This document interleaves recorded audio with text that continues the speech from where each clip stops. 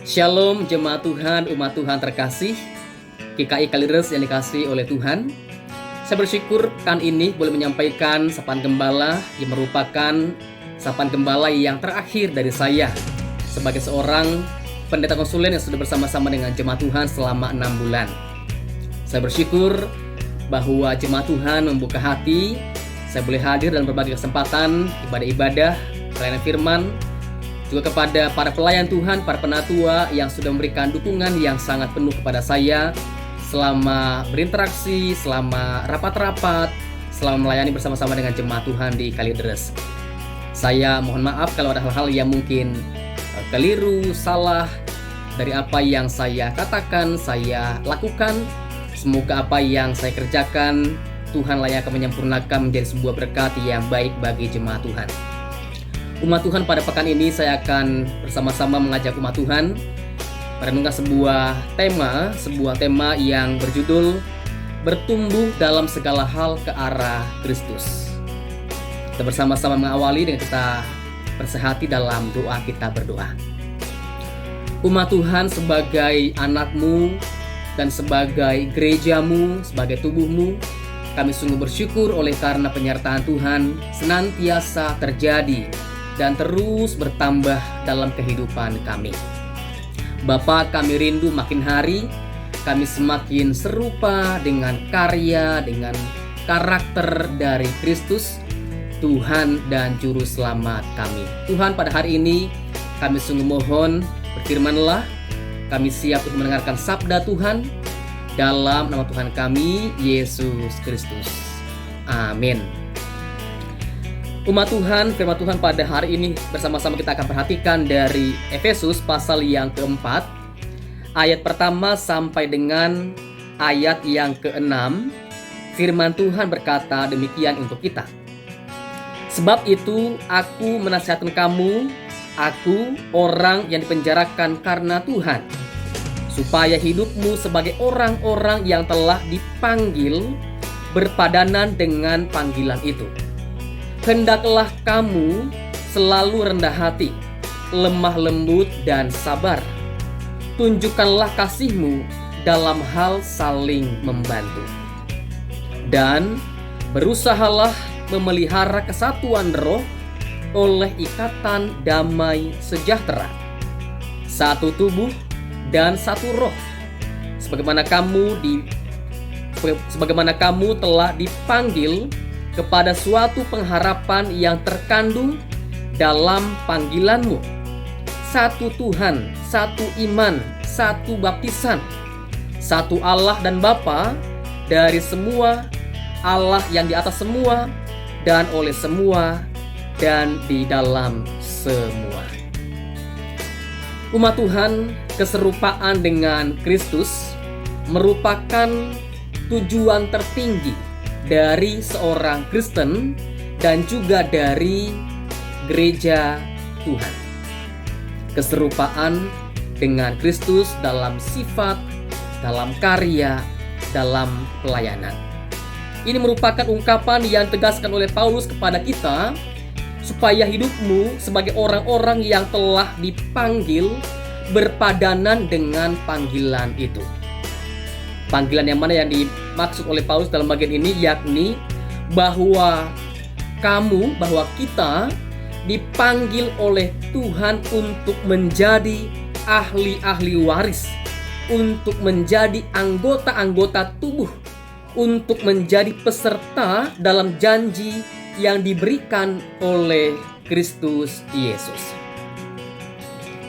Orang-orang Efesus pada waktu itu yang belum mengenal Tuhan sebelumnya, mereka jauh dari Tuhan, mereka tanpa pengharapan sorgawi, ada dalam situasi yang harusnya dihukum oleh Allah, sesat karena dosa dan bukan bagian dari keluarga Allah, dan tanpa jaminan akan warisan kerajaan sorga. Tetapi dalam Kristus mereka kemudian dipanggil oleh Allah untuk menjadi anggota keluarga kerajaan sorga, untuk menjadi ahli waris kehidupan yang kekal, untuk menjadi orang-orang yang dijamin dengan keselamatan dalam karya Kristus. Paulus minta mereka untuk mereka hidup berpadanan dengan panggilan itu. Saudara umat Tuhan, kata berpadanan merupakan makna yang sangat mendalam, yang sangat berarti untuk kita renungkan pada hari ini. Ini kata yang juga mengandung makna berjalan. Berjalan bersama-sama dengan panggilan Allah. Berjalan bersama-sama dengan panggilan untuk menjadi anak Allah, untuk menjadi keluarga kerajaan Allah. Kata ini dalam bahasa Yunani memakai kata peripateo, yang dalam bahasa Ibrani di PL setara dengan kata halak, dalam arti berjalan atau bergaul. Nah, menariknya PL punya tokoh-tokoh yang sangat penting untuk menggambarkan tentang orang-orang yang hidup berpadanan dengan panggilan Allah. Tentang orang-orang yang hidup berjalan bersama-sama dengan Allah. Mereka yang bergaul dengan Allah dalam waktu yang panjang setiap hari. Yang pertama adalah sosok Henokh, yang dipanggil oleh Allah kembali ke sorga tanpa melalui kematian. Oleh karena apa? Dia dikenal sebagai orang yang hidup bergaul, berjalan bersama-sama dengan Allah tiap-tiap hari dengan komitmen yang baik.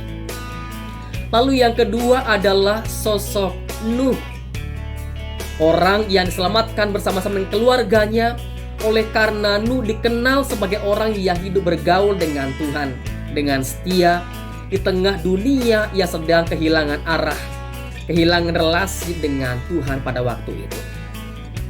Daud juga merupakan orang yang dikenal hidup bergaul dengan Allah dalam berbagai situasi kehidupan yang dialami oleh Daud.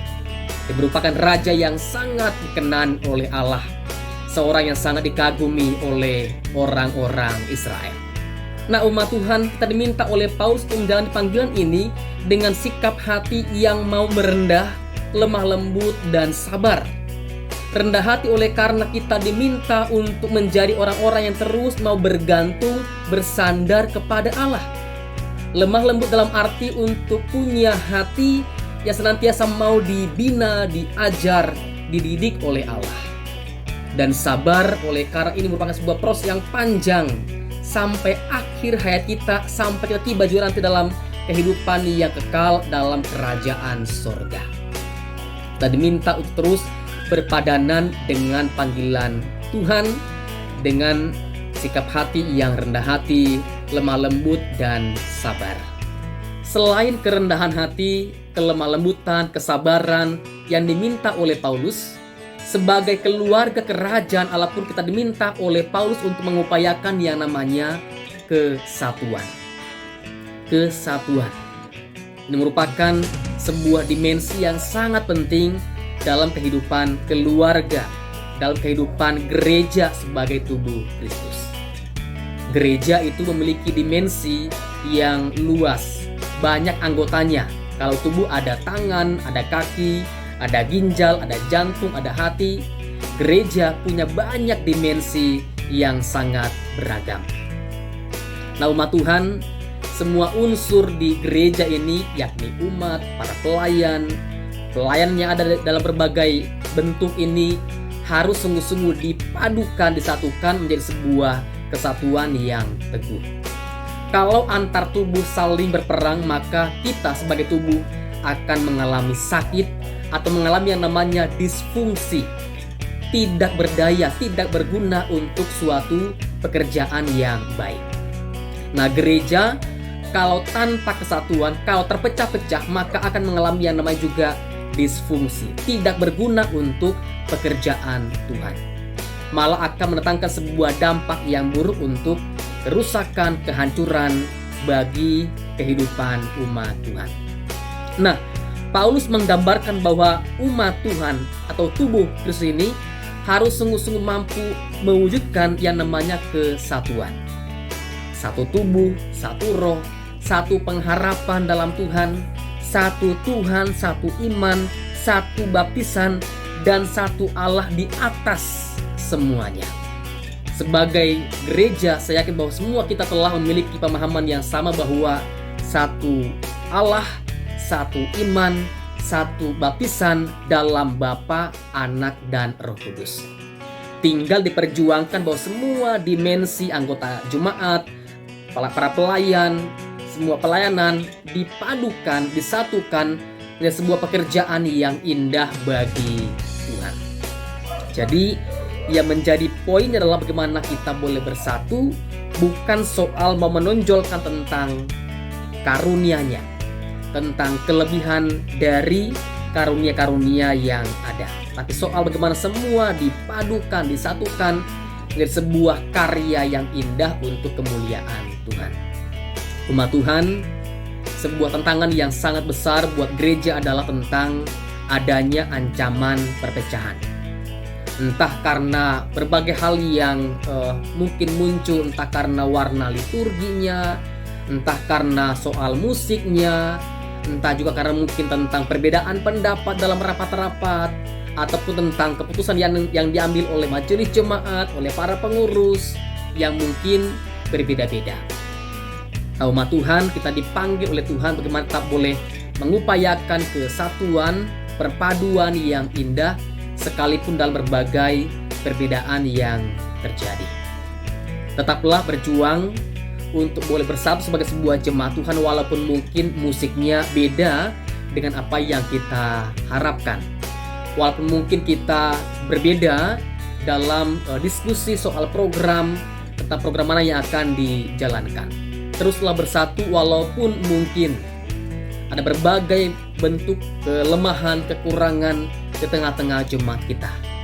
Teruslah bersatu walaupun mungkin kita bukan lagi seorang pengurus, seorang pelayan dalam sebuah jabatan yang struktural. Sebagai jemaat Tuhan, kita wajib untuk mengupayakan kesatuan, saling mendukung, saling membantu satu terhadap yang lain. Dalam keluarga, antar anak itu saling menopang, saling mendukung kemajuan satu kepada yang lain. Umat Tuhan, saya sungguh-sungguh mengharapkan supaya nanti ke depan jemaat Tuhan di Kalideres semakin mampu bersatu, sehingga semakin juga nanti berdaya, berfungsi dengan sangat baik dalam menggerakkan persekutuan, pelayanan, kesaksian di tengah-tengah dunia ini. Saya sungguh-sungguh mengucapkan terima kasih untuk waktu, untuk dukungan yang saya telah alami selama 6 bulan sebagai pendeta konsulen di tengah-tengah jemaat Tuhan. Karya Allah kiranya terus akan terwujud, tergenapi dalam kehidupan umat Tuhan di GKI Kalideres. Tuhan menyertai. Amin.